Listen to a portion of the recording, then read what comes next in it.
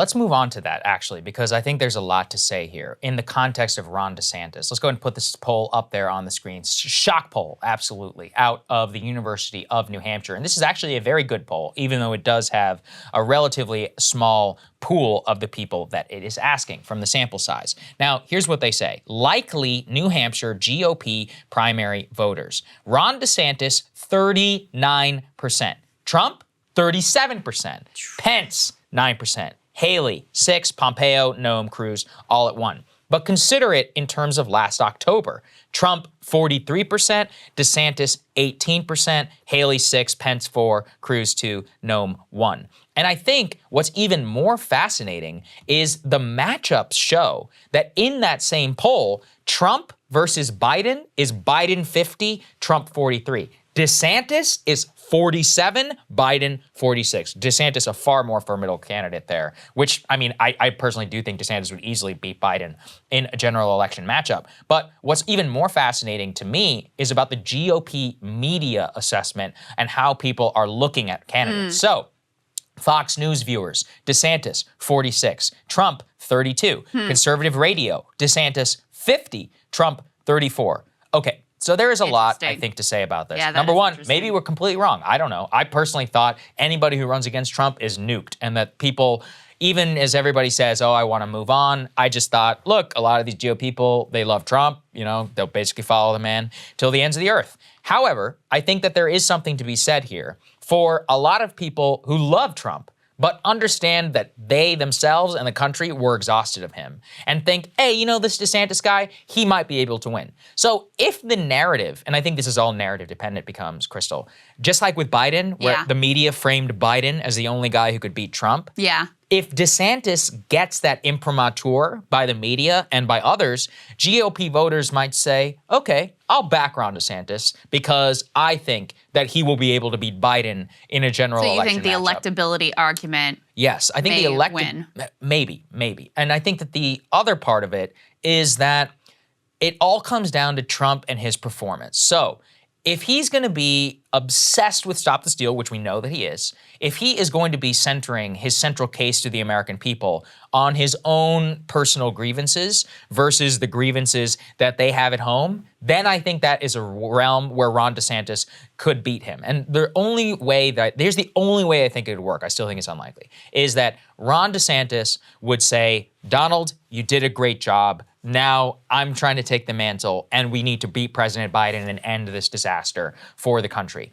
And he never engages him in any real criticism. As I said, you can't appear hostile towards Trump. And at the same time, Trump, yes, while lobbing bombs at DeSantis, is obsessed with Stop the Steal and all of that, and showing us that, you know, he's just an utter narcissist and not actually fit to be the commander-in-chief. In that realm, I think it's possible, although still very fraught, for DeSantis to be able to win. However, I think that Biden is such a disaster that Trump can combine his political appeal and knowledge of targeting the gas price continually, of making fun of Biden for being old, which, you know, he gave a speech where he's like, I make this promise to you. I will never, ever ride a bicycle. Which, I'm sorry. Like, that's funny. That's funny, okay? He will definitely keep that promise. Right, so if he keeps that, I don't think he physically is capable. He's probably never ridden a bicycle in his life. So if he hammers Biden on gas, if he, you know, makes fun of his infirmity and spends the majority of his time on issues that connect with the broader electorate, the Republican base, in addition to his Stop the Steal nonsense, then it's possible. So it's all about balance. I don't know how this is going to work out. Trump is also he's such a force head to head. And he knows, he just knows how to humiliate people. Remember how those Republican primaries played out. Just one person after another, he would humiliate and destroy and make them look like complete cucks, to use, you know, the sort of like visceral language.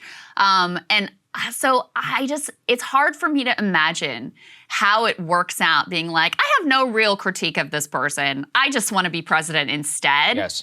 I don't see how that works out. Now, I did see Nate Silver, for what it's worth, I want to give the other side of this. His analysis was like, look, in 2016, you had this extremely divided field, and Trump was able to win with relatively low vote threshold. He would win with like 30%. Right. So now if you have one main alternative, that's a different dynamic than 2016. But of course, 2016 was before he had been president and before he had really solidified this extremely loyal following.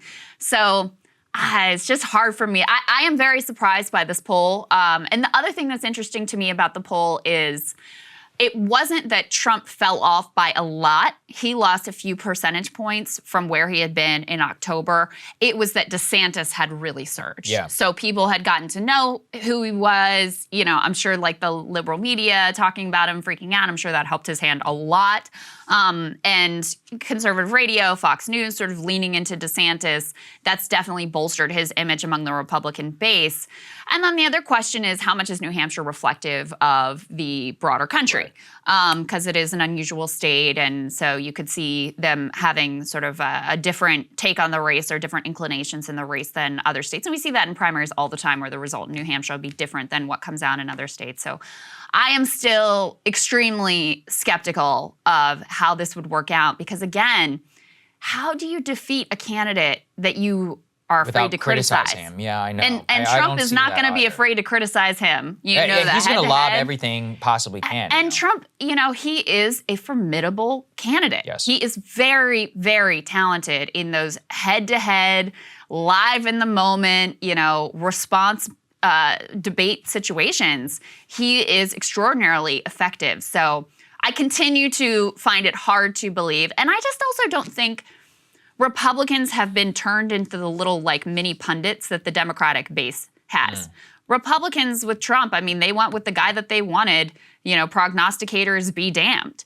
So I also haven't seen from them this same like, let me weigh what the moderate suburban woman is going to want in a candidate that I've seen out of the Democratic base. And DeSantis is thinking strategically. So let's put this on the screen. He has declined to ask Trump for his re-election endorsement, which is about as big as an FU in the state of Florida, considering that Trump lives in Florida. Also, this is where I just don't. So I do think DeSantis is going to win. That being said, apparently the polls are like roughly tight.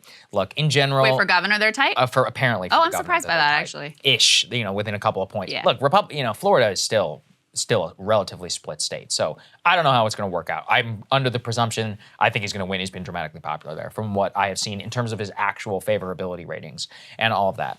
So if DeSantis does win re-election without the endorsement of Trump, or the re-election endorsement of Trump, and there's no way in hell Trump is going to endorse him, without DeSantis groveling on his knees and asking, that is proof positive that you can win. He's from one of the biggest swing states in the country.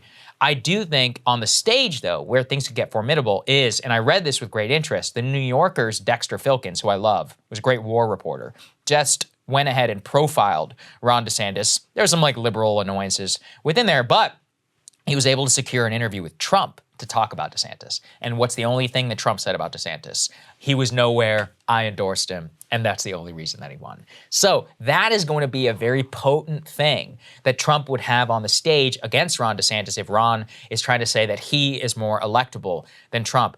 Another thing that came out on the profile, and this stuff does matter and will show up on the campaign trail, apparently, DeSantis does not like to do retail politics. Like, he really doesn't love to get into a room in a diner and suffer through, you know, like shaking. And listen, I could probably, you know, I get why somebody wouldn't want to do that, but then you probably can't be president because being president means being able to suffer through a lot of, you know, events and things like that. You know, even Trump in the Iowa and the New Hampshire days, he was in those diners, you know, doing the photo ops and more. And DeSantis is not as magnetic of a media figure as Trump is. So he would actually, look, for DeSantis to win, he would need to win Iowa or New Hampshire. Both of those require a tremendous amount of bullshit, egg rolls, caucus, fair, butter cows. Chicken dinners. Yeah, chicken dinner, all this nonsense that we have baked in to our political system. That's the only shot he has in order to win those, in order to then have the momentum coming in to Super Tuesday. So if you consider that, and that's not his forte,